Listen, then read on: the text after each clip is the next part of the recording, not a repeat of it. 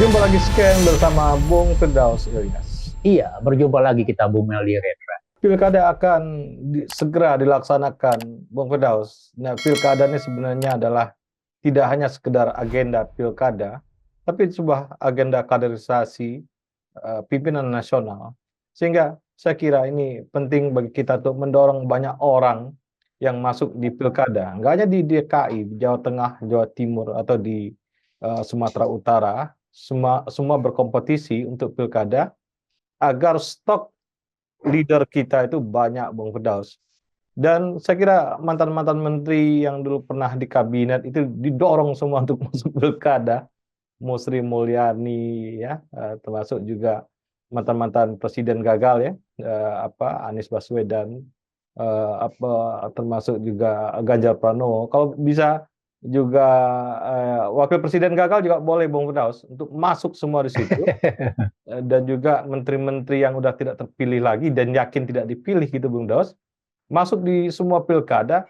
Gak hanya pilkada yang tingkat provinsi, tingkat daerah juga nggak apa-apa, Bung Firdaus. Kurang-kurangnya bisa kayak Gibran nantinya ya. Nah inilah resource kita untuk leader brand kita, agar makin banyak pilihan-pilihan pemimpin di Indonesia, Bung Firdaus. Iya, betul Bung Meldi. Jadi menarik ya, karena nanti bulan November kita akan masuk pilkada serentak, hampir 500 lebih kepala daerah akan dipilih, baik itu provinsi, kabupaten, kota, begitu ya. Jadi ini merupakan pilkada serentak yang akan nanti mengulang sehingga nanti pemilu presiden dan kepala daerah itu akan terus berbarengan selama siklus 5 tahunan berulang begitu. Nah, kalau kita simak dari pilkada nanti yang pada bulan November nanti belum ada rencana untuk melakukan dipercepat menjadi bulan Oktober ya. Saya tidak tahu nanti apakah ada juga semacam keinginan mempercepat jadi Oktober karena pertimbangan-pertimbangan lain. Sempat mengungkap waktu di awal Pilpres Bung Meldi ya, nanti pilkada juga akan dimajukan di bulan Oktober begitu ya. Tapi sampai sekarang KPU ataupun juga pemerintah mengatakan tetap dalam jadwal semula pada bulan November gitu. Dan kemudian yang kedua, kalau kita lihat dalam konteks pilkada, Bung Meldi, betul sekali bahwa pilkada merupakan salah satu mekanisme screening atau ajang seleksi untuk calon-calon pemimpin, begitu. Paling tidak kalau kita lihat baik itu dari kabupaten, kota, atau gubernur, dan terutama untuk gubernur daerah-daerah yang yang menjadi ikon, yang menjadi center di dalam pembangunan, gitu ya. Terutama di Pulau Jawa dan Sumatera, gitu ya. DKI Jakarta, Jawa Barat, Jawa Tengah, Jawa Timur, semua, kecuali DIY termasuk Banten juga sama, begitu. Sumatera juga begitu, Sulawesi dan segala macam gitu, akan disorot publik gitu. Jadi daerah-daerah ini akan sebagai salah satu barometer sebagai sumber penghasil untuk calon-calon pemimpin berikutnya. Apakah dia akan naik kepada menteri atau menjadi calon presiden dan wakil presiden begitu. Apalagi kalau kita berkaca bahwa undang-undang MK gitu ya, keputusan 90 yang meloloskan jalan Gibran begitu ya.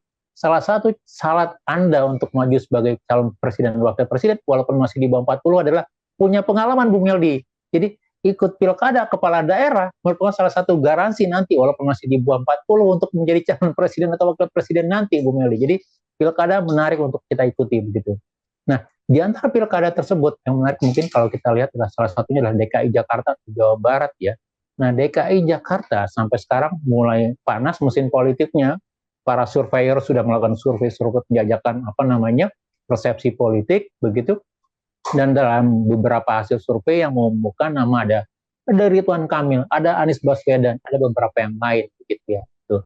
Nah, memang yang menarik kalau kita lihat contoh untuk Pak Anies Baswedan, apakah Pak Anies Baswedan gitu ya, ketika ditanya terakhir setelah penetapan oleh MK, apakah akan mau nanti kembali memajukan diri pada Pilkada DKI Jakarta? Nampaknya Pak Anies mempunyai kans untuk iya, walaupun masih dalam posisi timbang-timbang begitu ya, gitu. Nah, kalau kita lihat nanti Pak Anies maju juga, kemudian juga kemungkinan RK, PAN mengatakan RK akan otomatis akan maju untuk Jakarta, walaupun sekali lagi tiket PAN itu dari Golkar, begitu ya. Apakah nanti di Jawa Barat atau di DKI Jakarta, bisa jadi Ridwan Kamil akan maju ke Jakarta. Nah, tinggal salah satu partai yang besar, misalnya nanti Anies pasti akan diusung oleh PKS, partai yang besar lagi di DKI adalah PDIP. Nah, PDIP akan mengusung siapa, gitu ya. Nah, untuk di DKI Jakarta, PDIP mengatakan akan melakukan semacam penjaringan di antara nama-nama yang sudah muncul, misalnya selain Basuki Cahayapurnama gitu ya, ada nama Ibu Sri Mulyani, ada Pak Basuki, ada Risma di sana. Yang kalau kita lihat dari sisi track recordnya adalah orang-orang yang cukup mumpuni dalam sisi pemerintahan, Bung Meldi. Orang-orang yang punya pengalaman begitu. Saya ambil contoh misalnya Kalau Ibu Sri Mulyani nanti mau bergabung dalam kontestasi Pilkada DKI Jakarta, kita akan punya opsi yang cukup melimpah untuk DKI Jakarta. Jadi akan muncul gitu ya kandidat-kandidat akan apa namanya sebagai calon-calon pemimpin daerah gitu ya, dan salah satunya lewat pilkada gitu. Dan di situ publik punya track record ajang untuk menilai prestasi dan kualitas seorang calon pemimpin, Bung Meldi, begitu. Ini sumber-sumbernya banyak, Bung Firdaus ya. Mantan-mantan menteri saya kira masuk ya, atau ketua-ketua ormas atau ketua-ketua organisasi bisnis atau organisasi pengusaha juga bisa masuk. Kemudian juga mantan-mantan caleg-caleg yang nggak kepilih, Bung Firdaus, atau pernah kepilih terus nggak kepilih, ini saya kira ini kalau pacuan kuda nih ikut gelanggang lagi nih, Bung Firdaus ya. Nah, ini saya kira akan menjadi bentuk-bentuk penjenjangan kepemimpinan nasional. Jadi kalau orang berniat merubah bangsa ini, ya saya kira misalnya di DKI nanti ada 5 figur yang masuk misalnya Bung Firdaus, nggak apa-apa, ya nggak? Ini kan menjadi coverage yang luas gitu ya. Orang berlomba-lomba nanti untuk masuk berkontribusi sebagai pemimpin nasional, tapi melalui tahapan-tahapan pemimpin di daerah ya, daerah kabupaten kota atau daerah provinsi. Dan saya kira dengan segala kreativitas ya untuk membangun itu, dengan resource yang ada, dengan juga bonus demografi ya yang dikatakan, yang diutarakan ya, karena tidak bisa semua pembangunan itu sentralistis. Tentunya yang di daerah nih kalau dia punya kreativitas yang menarik, tentunya ini kan memberikan efek kesejahteraan rakyat secara per daerah gitu, Bung Firdaus. Nah, kalau dia bisa membangun daerahnya, tiba-tiba pertumbuhan ekonomi daerahnya 30% misalnya dulu di Maluku Utara, Bung Firdaus ya, atau tiba-tiba semua satu daerah kabupaten kota naik haji semua misalnya, itu akan memberikan kualifikasi seorang pemimpin baru yang memberikan perubahan-perubahan daerah, dan dia adalah kandidat terbesar untuk nantinya menjadi pemimpin nasional. Iya, betul Bung Meldi. Jadi kalau kita lihat dari sisi kemajuan pembangunan, kesejahteraan, atau misalnya indikator-indikator lain ya, sebenarnya kalau kita mau coba baca statistik tidak olah ya, dalam 2 periode kepemimpinan, eranya Pak SBY dan Pak Jokowi, sebenarnya tidak terjadi perubahan yang mendasar, yang berarti Bung Meldi. Semua relatif sama, baik itu pertumbuhan ekonomi, kemudian persoalan kemiskinan, segala macam, begitu ya. Bahkan ketika di era Pak Jokowi, yang mengusung tema menggeser arah pembangunan ke arah Indonesia Timur, gitu ya, jadi kalau kita bicara indikator kemiskinan, kesejahteraan dan segalanya, ternyata tidak banyak berubah begitu. Saya tidak tahu gitu ya. Apakah karena memang di dalam 10 tahun terakhir di ujungnya diakhiri dengan COVID misalnya, ternyata sehingga tidak banyak perubahan dari sisi indikator pembangunan yang kita katakan, oh ya, nampaknya Timur akan berubah, jauh lebih maju pertumbuhannya year on year misalnya. Ternyata tidak, Bu Meli. Kalau kita baca data statistik, kita analisis, kita breakdown begitu ya, rata-rata sama saja begitu. Mungkin ada beberapa daerah yang di eranya Pak SBY itu pertumbuhannya lebih tinggi, tetapi di eranya Pak Jokowi malah turun misalnya. Jadi sebenarnya ada animo-animo seperti itu, apa anomali-anomali seperti itu gitu. Nah, kita berharap misalnya kalau pembangunan kesejahteraan itu tidak hanya mengandalkan dari sisi pemerintahan pusat, presiden saja misalnya, tapi juga ditopang oleh pemerintah daerah gitu. Artinya apa? Baik seorang gubernur, bupati, wali kota atau perangkat pembangunan daerah itu juga harus bekerja melakukan akselerasi dalam mengejar target-target pembangunan, entah itu kesejahteraan, entah itu pekerjaan, hajat hidup, itu pembangunan manusia, pendidikan, kesehatan, dan segala macam begitu. Nah, momentum itu kalau kita lihat misalnya, itu hanya bisa dilakukan lewat kepemimpinan kepala daerah begitu ya. Jadi mau tidak mau kalau kita katakan pilkada gitu, momentum memilih kepala daerah baik itu bupati, wali kota ataupun gubernur, itu salah satu momentum yang penting juga untuk kita, terutama dalam konteks menikmati layanan-layanan publik di daerah, misalnya pendidikan, kesehatan, gitu ya, atau yang lain segala macam. Gitu. Karena apa? Karena pemerintah daerah merupakan ujung tombak di dalam layanan dasar untuk masyarakat di daerah, Bu Meldi, termasuk juga di Jakarta, begitu. Jadi kalau kita lihat nanti, maka mau tidak mau, misalnya kita akan berharap gitu, figur-figur terbaik lah, gitu ya, yang artinya tidak ikut bagian dalam pemerintahan pusat, misalnya bagian dari presiden, gitu ya. Figur-figur terbaik ini juga ikut mau memerhatikan daerah dengan menjadi calon dan ikut berkompetisi di pemilu kepala daerah begitu.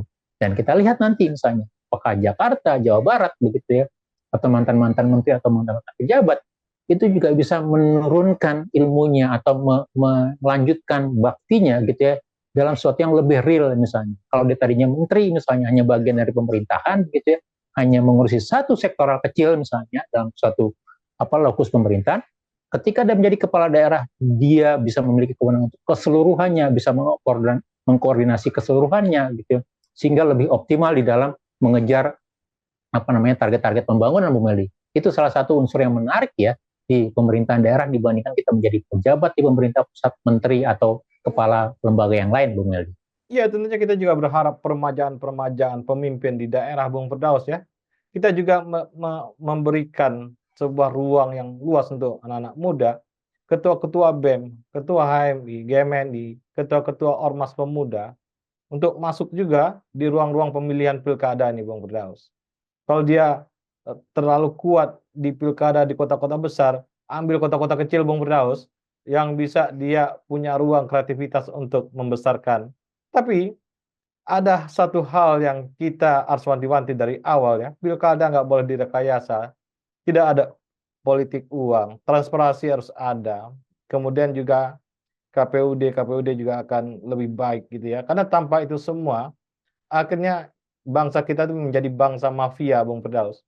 Semua tahapan-tahapan, semua aktivitas-aktivitas ketenaganegaraan kita penuh dengan mafia, dan akhirnya misi suci negara kita untuk sejahtera rakyat itu akan hilang kalau mafianya itu dari pilkada sampai ke pileg, pilpres gitu terjadi, akhirnya bangsa ini tidak akan jadi apa-apa, Bung Firdaus.